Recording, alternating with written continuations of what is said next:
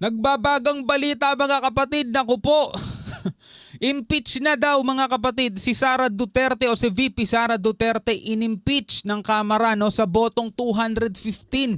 Sobra-sobra to mga tol sa inaasahan na hinihingi lang na 100 plus vote para ma-impeach siya. Ngayon 215. No? Bakit biglaan mga kapatid, no? Meron tayo mga nasagap na balita. Haka-haka lang naman mga tol. Haka-haka lang naman mga kapatid. Mamaya tatalakayin natin yan kung bakit biglaang naipasa bakit biglang na-impeach si VP Sara mga tol. Pero hindi pa naman siya aalisin sa pwesto, no? Kasi iaakyat pa yan sa Senado at doon na didinigin mga kapatid yung impeachment niya. Yun yung magiging parang korte, di ba? So ngayon, ito ang balita natin ngayon. Nabibigyan natin ng reaction video mula rito sa News 5 Everywhere. Samahan ninyo ako mga kapatid. At bigyan natin to ng reaction video, commentary, opinion, criticism at kung ano-ano pa. Bago yan, huwag mong kalimutan mag-subscribe. Click mo na rin ang notification bell para ma-notify ka whenever na may mga bago tayong reaction video tulad nito. So napakainit na balitang to mga tol. Huwag na natin patagalin pa. Panoorin na natin to. Sa kauna-unahang pagkakataon sa kasaysayan ng bansa, ini-impeach ng Kamara ang isang vice-presidente. 6 ang nakitang articles of impeachment laban kay Vice President Sara Duterte. Kabilang dyan ang paglustay umano sa confidential funds at ang pagbabanta kay Pangulong Bongbong Marcos. Sobra-sobra nakuwang suporta sa mga mambabatas para patalsikin ng bise. Nanguna sa pagpirma sa impeachment ang presidential son na si Congressman Sandro Marcos. At live mula sa Batasang Pambansa, nasa frontline ng balitang yan, si Marian Enriquez. Marian, ano na ang update dyan?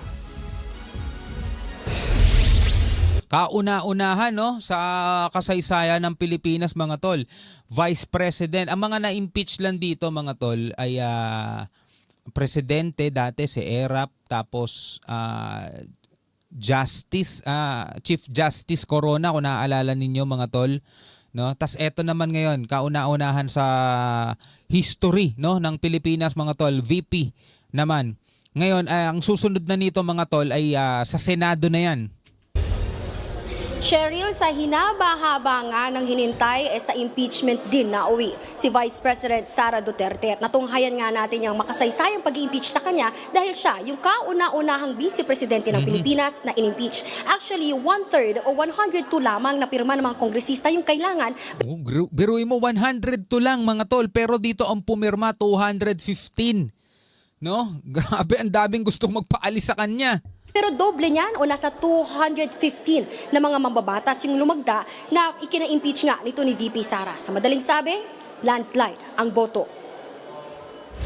Sa pagsisimula ng sesyon ng Kamara kaninang alas 3:30 ng hapon, unang tinalakay ang impeachment laban kay Vice President Sara Duterte. Sa huling bilang ni House Secretary General Reginald Velasco, umabot sa 215 ang pumirmang kongresista na nag-endorso sa impeachment complaint. There is a motion to direct the Secretary General to immediately endorse to the Senate the impeachment complaint, having been filed by more than 1/3 of the membership of the House, or a total of 215 members. Is there any objection? The chair hears none. The motion is approved. Ang 11 kongresistang tatayong prosecutors sa impeachment ni VP Sara ay sina Batangas 2nd District Representative Jervy Luistro, Antipolo 2nd District Representative Romeo Acop, One Rider Party List Representative Rog Gutierrez, Manila 3rd District Representative Joel Chua. Kasama rin dito ang iba pang lider at mambabatas na sina Ako Bicol Party List Representative Jill Bongalon. Ngayon, ito ang exciting part mga kapatid, no? Paano ko nga ba masabing exciting part? Kasi alam na natin mga tol kung ano magiging susunod na mangyayari. Siyempre, papayag ba naman ang mga DDS mga tol?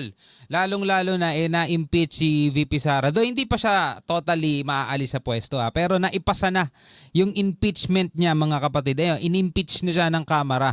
Ang susunod niyan mga kapatid, malamang kikilos na ang mga DDS. May napanood nga ako kaninang video sa TikTok. Sa TikTok ko kasi unang-unang nalaman to mga tol. No? Ang sabi ng isang DDS mga tol, no? Kaya daw biglaan at mabilis ang pag-impeach sa kanya ng Kamara is para daw ilihis ang issue dahil nga ngayon mga kapatid matindi pinag-uusapan ngayon about doon sa BICAM report na marami daw mga blanco, 'di ba, doon sa 2025 budget. Yun yung talagang matunog na usapan nitong nakaraan about nga doon sa budget. Hindi galing sa akin yan mga kapatid, napanood ko lang yan sa isang DDS vlogger na ang sabi niya kaya daw ganito is para mailipat na yung atensyon, yung usapin at mawala na yung tutok sa BICAM report mga tol na marami nga daw maraming iskandalo, kumbaga maraming anomalya o maraming kaduda-duda kasi may mga blankong nga daw doon May mga blank. Basta may mga blanco doon. Ngayon, ang ginawa rito ay in-impeach na, no? Dito na ngayon ang pag-uusapan natin ngayon mga kapatid. Grabe. General Santos, Representative Loreto Acharon, Minority Leader Marcelino Libanan, Oriental Mindoro 1st District Representative Arnan Panaligan, San Juan Representative Isabel Maria Zamora, Iloilo 3rd District Representative Lawrence Defensor, at Bukidnon 2nd District Representative Jonathan Keith Flores. Tiwala naman ang isa sa mga prosecutor sa impeachment trial na matibay ang ebidensya nila para mapatalsik si VP Sara. Okay, again mga kapatid.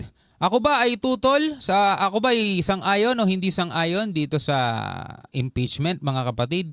Tulad nga ng lagi nating sinasabi mga kapatid, at inaano rin naman natin yung pahayag ni Marcos. Sabi niya hindi naman niya pinipigilan yung impeachment dahil ito ay normal na proseso o naaayon sa batas na proseso para litisin ng isang lingkod bayan na nagkasala o pinapaniwala ang nagkakasala. Hindi mo masasabing nagkasala kasi i-impeach pa nga lang mga tol. Kumbaga didinggin pa lang. Hanggang sa mapatunayan na nagkasala, inosente pa rin. So ito ay wala naman daw may tutulong sa buhay ng kahit na sino mang Pilipino mga kapatid. So yun pa rin ang sinasabi nga natin. Kahit yung isang attorney na pinapanood ko si Attorney Libayan, hindi rin siya sang-ayon mga tol dito sa impeachment kasi gagastos lang unang-una ng pera ng taong bayan mga tol. Pera din naman natin yun. Magsasayang lang sila ng oras diyan. Pero since eto na nga na-impeach na, eto na ang tabayanan natin kung ano ang magiging tugon o magiging hakbangin naman ng panig ng mga Duterte o ng mga DDS. Tignan natin mga kapatid kung magiging mapayapa nga ba ang ating bansa o lalong lalala ang kaguluhan, no? Tuloy natin to. Matatag ang ebidensya and ang ebidensya mismo nanggaling sa respondent o sa kinasuhan. These are very grave and serious offenses against not only the President but it's a violation of the Constitution. So ilalatag po yan ng prosecution team and I'm confident that we have a strong case for impeachment. Bago pa man talakayin sa plenaryo, nanguna raw sa pagpirma sa impeachment ang anak mismo ni Pangulong Bongbong Marcos na si House Senior Deputy Majority Leader Sandro Marcos. Sinundan siya ng iba pang leader sa Kamara. 6 na articles of impeachment ang inilatag laban sa bise. Kabilang ang umano'y plano ni VP Sara na ipapatay sina Pangulong Bongbong Marcos. Yan, ito, mabigat kasing talagang pahayag yan mga tol. Yung video niyang yun, may kinausap na siyang tao. Diba? Na pag may nangyari daw sa kanya, ito yung gagawin kay BBM, kay First Lady, kay House Speaker. Ang problema kasi talaga mga tol, kay VP Sara, masyado siya nagpapadala sa emosyon. Diba? Yung bibig kasi natin mga tol, ang pinakamatindi nating kalaban. Sabi nga mga kapatid, ang isda ay pinapahamak ng kanyang sariling bibig. 'Di ba? So ganun din mga tol ang nangyayari mismo sa kanya kapag talagang sumasabog siya sa galit kung ano-ano mga nasasabi niya.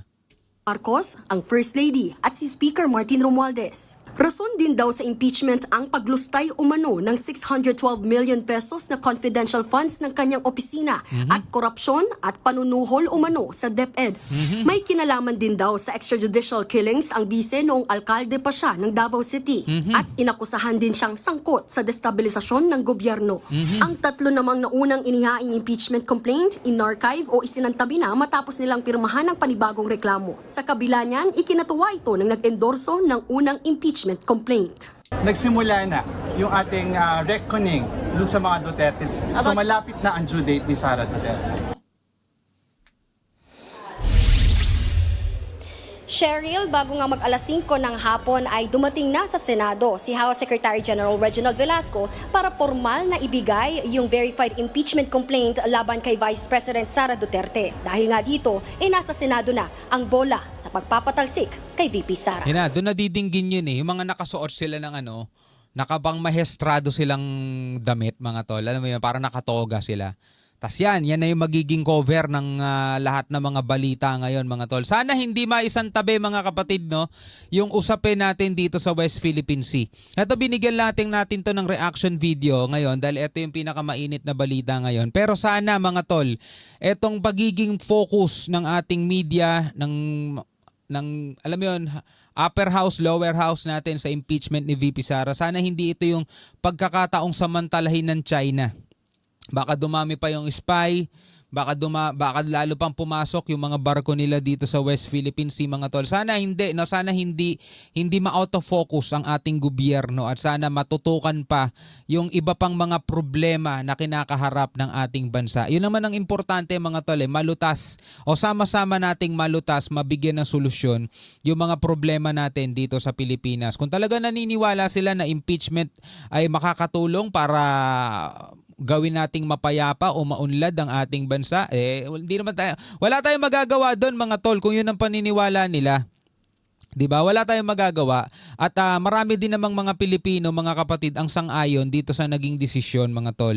Hindi natin alam kung ano ang mangyayari in the future, pero sana mga tol ay hindi natin pagsisihan o hindi natin tawag dito maisantabi yung iba pang mga issue na sana ay hinaharap ngayon ng ating mga mambabatas ng Senado at ng Kongreso. Diba? Yung budget ng AFP at saka PCG natin, sana taasan naman ninyo para makabili sila ng mga bagong assets.